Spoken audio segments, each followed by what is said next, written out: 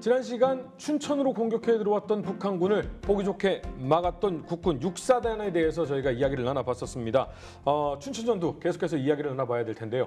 V 모양으로 생긴 지역, 그리고 우리 육사단이 잘 막아내는 모습이 있었습니다. 북한군은 아무래도 마음이 조급해졌을 것 같은데요. 이 이야기 계속해서 나눠보도록 하겠습니다. 임영환 박사님, 박 센터장님 나오셨습니다. 반갑습니다. 안녕하세요. 안녕하세요.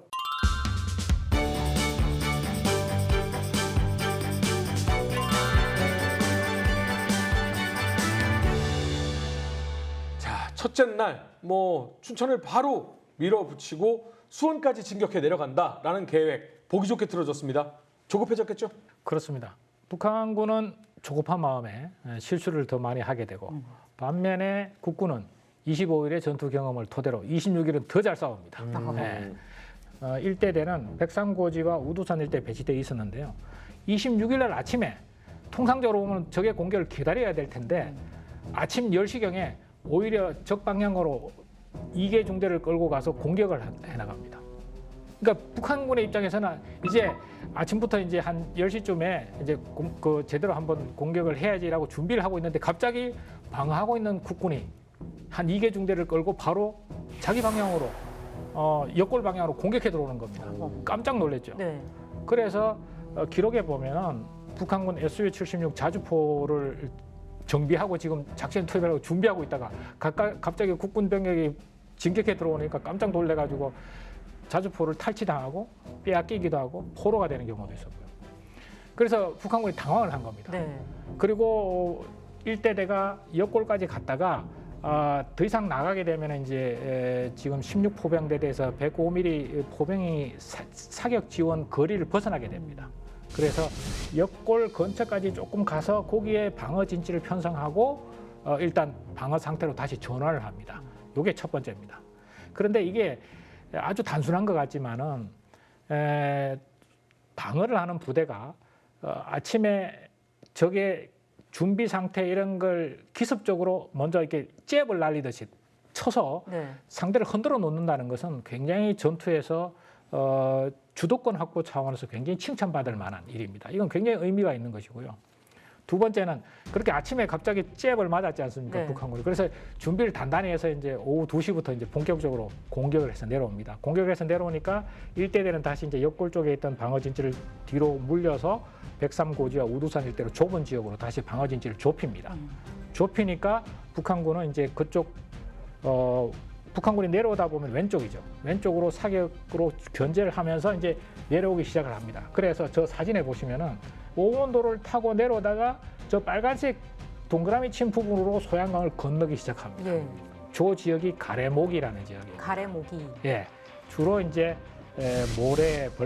약간의 모래 지형이 돼 있고 수분이 좀 많은 지역이죠. 기동이 용이한 지역은 아닌데 소양강으로 근접하는데 대규모 병력이 들어가기 가장 용이한 지역이라고 판단해서 그런지 저쪽으로 일개 대대가 들어오기 시작합니다.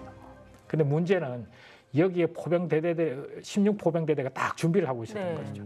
그래서 저 가래목이 일대 지역에서 일개 대대가 포병 일개 대대가 거의 아군 포병 화력에 녹아납니다. 거의 전멸하듯이. 그 소양강 남한에 배치되어 있는 대전 차포, 그다음에 각종 기관총 이런 것들이 완전히 살상지대를 만들어서 적이 들어와 있는 저 가래목이 지역에서 북한군 1개 대대 이상이 그야말로 아군 화력에 녹아나는 상황이 발생합니다. 그런데 이제 여기서부터 이제 미스터리죠. 아직도 이 부분은 북한군 속내는 정확히 모르니까 정확히 발표되지 않은 건데 제가 볼 때는 이 이상한 공격의 가장 큰 원인은 애초 작전 계획 짤 때 춘천에 집착했던 데부터 문제가 생겼던 것 같습니다. 그러니까 사실 이게 절대 육사단 병사들의 노고를 제가 폄하하는 게 아니고 모든 전쟁은 상대방의 실수를 물고 늘어져야 되는 거거든요. 그런데 이해가 안 가는 게 이 춘천으로 이런 기가 막힌 지형 쪽으로 군대를 집어넣을 이유가 없어요. 그리고 당시 12사단이 뒤쪽으로 우회하고 있었거든요. 그렇다면은 오히려 여기다가 패턴이 한 유명한 말이 있어요. 코를 물고 엉덩이를 걷어찬다. 코를 물면 돼요. 그리고 12사단을 돌려도 되는데 코를 문 게 아니라 통으로 삼키려고. 아무튼 이런 식으로 되니까 처음에 코만 물었으면 국군 입장에서는 적이 들어오면 아까 말씀드린 지난 시간에 말씀드린 대로 공격하기 굉장히 좋은 지형인데 실제로 조금만 지구전으로 가면 이게 공포에 사로잡히는 지형이에요. 왜냐하면 주머니 안에 들어가 있고 삼면이 강으로 막혀 있기 때문에 거기 있는 국군 병사들은 주변이 허물어졌다고 그러면 퇴로가 없습니다. 네. 그래서 스스로 무너질 수 있는 지형인데 코를 물지 않고 통으로 들어왔다는 거예요. 그야말로 윗속으로 들어온 거죠. 이게 아마 결정적인 실수였던 것 같고요. 그리고 당시 한국군은 병력이 거의 없어서 육사단을 묶어놓으면 구해줄 사단도 없어요. 묶어놓기만 해도 되는데 삼키려고 들어왔던 것도 미스테리한 실수고 그 다음에 북한군 내부에서도 하다 보니까 이거 안 되겠다는 얘기가 나왔어요. 그러면 우회하자거나 돌자는 이야기가 나왔는데 네. 한국 전쟁 내내 나온 얘기지만 지금도 러시아군이 그런데 한 번 내린 명령을 바꾸질 않습니다. 27일 오후부터는 이제 북한군이 춘천을 점령하려고 하는 그런 상황이었고 그 당시에 우리 국군 육사단 사단장은 어떤 판단을 내리고 조치를 했습니까? 그러니까 26일 저녁 때 상황을 보면 네. 일단 북한군은 이틀을 지금 소양강을 못 넘었지 않습니까? 네. 그래서 북한군의 입장에서는 이렇게 판단했습니다. 야, 이거 춘천을 공격해야 되는데 전투력이 부족한가 보다. 그래서 인제 홍천 쪽으로 가 있는 12사단의 일부 병력을 춘천으로 전환해야 되겠다. 네. 이게 북한군 수뇌부의 결정이었고요. 그러면은 한국군 육사단장은 어떻게 생각했느냐? 두 가지를 생각했습니다. 첫째는 한국군 육사단 김종호 대령은 오히려 북한군하고 거꾸로 생각했습니다. 오히려 그때부터 인제 홍천 지역에 테러를 차단당할까 봐 그걸 더 걱정했습니다. 그래서 27일 날 오전이 되면은 김종호 사단장이 명령을 내려서 19연대 예비연대지 않습니까? 네. 19연대가 지금 춘천 쪽에 투입돼 있었는데 그 연대와 16포병대대 1개 포대, 그러니까 3개 포대 중에 1개 포대를 홍천 쪽으로 보냅니다. 홍천 쪽으로. 그러니까 거꾸로 된 거예요. 북한군은 춘천 쪽으로 인제 홍천 쪽에 있는 병력을 춘천 쪽으로 돌리는데 육사단장은 춘천 쪽에 있는 전투력을 홍천 쪽으로 다시 보내는 겁니다. 오. 이게 아주 아이러니하게 그럼요. 현상이 발생한 거죠. 그런데 이게 참 역사의 아이러니인데요. 자, 춘천이 27일, 28일부터 춘천을 내주고 서서히 철수를 해도 문제가 없었기 때문에 육사단의 철수 지원 작전이 성공적으로 보였던 겁니다. 네. 만약에 여러 가지 전선의 종합적인 상황을 봤을 때 육군본부가 야 죽었다 깨라도 앞으로 3일, 5일 동안 춘천을 지켜라고 했으면은 김종호 사단장은 패전의 책임을 졌을 수도 있습니다. 이게 역사의 아이러니인데요. 그런데 아이러니하게도 오전에 19연대와 1개 포대를 홍천 쪽으로 돌렸는데 오후에 육군본부하고 무전 통화가 됐습니다. 네. 그러니까 육군본부에서 뭐라고 이야기하느냐? 지금 다른 서부 전선은 다 와해가 됐다. 육군본부도 시흥 쪽으로 내려간다. 육사단도 중부 전선 쪽으로 지연전을 해서 남쪽으로 내려가라. 이렇게 명령이 떨어집니다. 그러니까 조치를 한 게 문제가 안 된 상황이 된 거죠. 그래서 27일 오후가 되면은 북한군은 이제 소양강 쪽으로 막 공격해 들어오고 네. 강한 쪽으로 들어오고 춘천의 일부 지역도 이제 서서히 피탈당하는데 오후에서 마침 육군본부에서 그런 지시가 떨어지니까 자 그러면 이제 연대에다 7연대에다가 지시를 합니다. 너희는 춘천을 끝까지 사수하지 말고 서서히 뒤로 물러나면서 원창고개라든가 그러니까 춘천과 홍천 사이에 원창고개가 있습니다. 거기서 한번 더 저지하고 그 다음부터는 홍천 남쪽으로 철수해라 라고 명령을 내립니다. 그래서 전체적으로 이제 지연전은 28일부터 29일, 30일 사이에 그러니까 3일간 진행이 됩니다. 27일 저녁이 되면은 북한군은 이제 춘천을 들어오고요. 그다음에 이제 지연전 3일 동안에 28, 29, 3일 단계에서 지연전이 결정적으로 두 번 전투가 이루어집니다.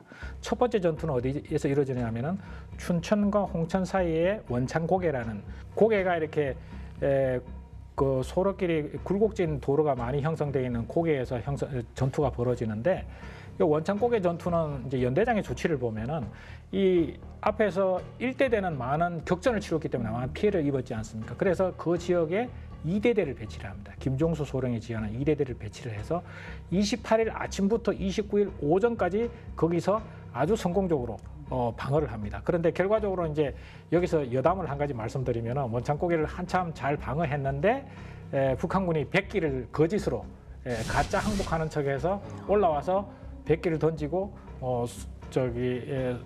다발총을 난사하면서 격전이 벌어져서 결국은 이제 그걸 계기로 해서 서서히 이제 물러났다 이런 여담도 있습니다. 어쨌든 간에 중요한 거는 연대의 주력 그다음에 사단의 주력이 뒤로 지연해서 철수하는 시간을 결국 원창 고개에서 벌어준 겁니다. 하루 반 동안 네. 28일 아침부터 29일 오전까지. 두 번째 전투는 이제 홍천 북방 한 10km 정도 북방에 있는 말고개에서 전투가 벌어지는데요. 여기는 이제 2연대가 방어하고 있었고 19연대 이제 1개 대대가 거기서 지원이 돼서 북한군 SU-76 자주포를 10대 정도를 파괴하면서 특공조가 네. 파괴하면서 거기도 역시 28일 오전부터 여기는 29일 저녁 때까지 저녁 9시까지 방어를 합니다. 그러니까 인제 홍천 쪽에서 홍천 북방에서 10km 말고개에서 29일 날 저녁 때까지 방어를 했기 때문에 네. 육사단 7연대는 원창 고개를 거쳐서 뒤쪽으로 홍천 쪽으로 빠져나올 수 있었던 겁니다. 5번 도로를 타고. 이 협조된 작전이 기가 막힌 겁니다. 한쪽에서는 말고개에서는 방어하면서 피해를 입히고 그다음에 춘천에서 빠져나온 7연대는 뒤로 빠져서 홍천 남쪽으로 배치가 되고 이게 결국은 서로 협조된 작전에서 성공을 한 겁니다. 만약에 이것이 뒤엉켜서 지켜줘야 될 부대가 제대로 못 지키면 테러를 처단다. 네. 그렇죠. 그렇게 되면 사단이 와해 돼버려요. 그래서 그러면서 말고개 전투 끝난 후에도 29일 날 30일 오전까지도 그 홍천 말고개와 홍천 사이에서 한 10km를 또 방어를 합니다. 그래서 이 한 5일간의 그 지원전 작전은 정말 그 군사적인 전문성 입장에서 봐서도 육사단의 초기 전투의 백미다. 그 어떤 한국 전쟁의 초기 전투에서도 그런 모습을 보여준 사단이 없었다라고 볼 수 있습니다. 그리고 이번 춘천 전투에서 또 영웅적인 활약을 한 인물이 있다고 해요. 어떤 인물인가요? 사진 앞쪽에 앉아 있는 분들 네. 중에 오른쪽에 있는 분이 조달진 일병이라는 분인데 저분이 그 옛날부터 참 책에도 많이 나왔어요. 별명이 불사조인데 아까 그 말고개에서 자주포 파괴할 때 매복할 데가 없어서 시체로 위장해서 누워 있었습니다. 와. 근데 이거 말이 쉽지 절대 이거 안 되는 건데 그리고 이제 선두에 올라가서 이제 하고 있어 한국 전쟁 때 그 6탄으로 전차 파괴한 이해가 많지만 네. 사실은 그게 쉬운 게 아닙니다. 실패한 사람들이 더 많습니다. 아무튼 저분은 특공 작전에 무려 2번이나 참여해서 생존하셨고 나중에도 이제 T-34를 무려 4대를 파괴합니다. 그래서 초특급 진급을 해서 나중에 뭐 저기 하사로 근무하게 되는데 한국 전쟁 내내 생존하셨어요. 와. 굉장히 그 특이한 이력을 가지신 분이요. 그러니까 전차 또는 자주포를 파괴한 특공조에 2번이나 지원해서 네. 그것도 2번 다 성공을 해서 6.25 전쟁이 시작될 때 일병이었습니다. 일병이었는데 한 달 만에 그러니까 7월 그러니까 두 번째 특공 작전이 7월 중순에 상주에서 해서 성공을 했는데 그때 또 앞에서 2계급 특진하고 뒤에서 또 두 번째 2계급 특진해서 4계급이 올라간 겁니다. 지금 말하면 이제 중사가 된 거죠. 한 달 만에. 예. 그래서 태공 무공훈장을 받았고 그리고 이제 뭐 최근에 호국의 인물로 2번이나 선정됐고요. 그리고 이제 고향에 보면은 이제 그 지역을 맡고 있는 지금 향토사단에 그 대대를 조달진 대대라는 그 명칭을 부여하기도 했고 그 뭐 거리 이름도 저분의 이름을 따서 이렇게 명칭을 부여해놓고 굉장히 그 병으로서 어떤 그 6.25 전쟁 육사단의 일원으로서 정말 영웅적인 한 사람으로서 그 존경받아야 마땅할 분이고 그리고 이제 55년도에 소위로 임관하면서 부사관으로 계속 전투를 했고 군생활을 하다가 소위로 임관하면서 바로 전역을 했습니다. 예. 춘천 전투에서 활약한 우리 지휘관들 그 얘기도 안 할 수 없습니다. 어떤 네. 분들이 계시죠? 김종원 사단장은 당시 대령이었습니다. 그리고 전쟁 기간 중에 이제 장군으로 진급해서 쭉 해서 나중에 이제 61년도부터 63년도까지 참모총장까지 하시고요. 이제 폐암으로 갑자기 일찍 작고를 하셔서 안타까운 면이 있고 특이하게도 김종호 장군은 북한군이 패배를 인정한 전투 또 중공군이 유일하게 패배를 인정한 전투가 백마고지 전투입니다. 이 두 전투를 직접 항상 지휘했던 장군입니다. 그래서 굉장히 뭐 6.25 전쟁의 지장으로서 명장으로 소문이 나 있는 분이고요. 저는 뭐 춘천지구 전투에서 임부택 당시 7년대장이 우리가 정말 가장 주도적인 역할을 한 그 전쟁 영웅 중에 한 분이라 이렇게 생각을 합니다. 뭐 앞에서 7년대 준비 과정도 제가 설명을 드렸지만은 그 작전 과정에서 이렇게 사단장한테 건의하고 결심받고 조치하는 과정을 보면은 굉장히 타이밍이나 그 내용에 있어서 가장 적절하고 또 사단장의 그 지시에 대해서도 적절하게 이행하는 능력 이런 것들이 뭐 춘천지구 전투뿐만 아니고 이후에 동랑리 전투 네. 거기서 동랑리 전투에서 북한군 15사단 48연대를 전부 괴멸시켜가지고 7년대 전체가 특진을 합니다. 특별 진급을 합니다. 그다음에 용문산 전투에서도 7년대장으로서 역할을 합니다. 그래서 태극 무궁훈장을 2번 받았습니다. 특히 그 어떤 리더십 차원에서 인품도 훌륭하다고 생각하는 게 뭐냐면은 사단장보다 나이가 2살이 더 많았습니다. 군 입대도 더 빨랐고 네. 병 생활을 시작해서 부사관 생활을 거쳐서 장교로 임관한 케이스.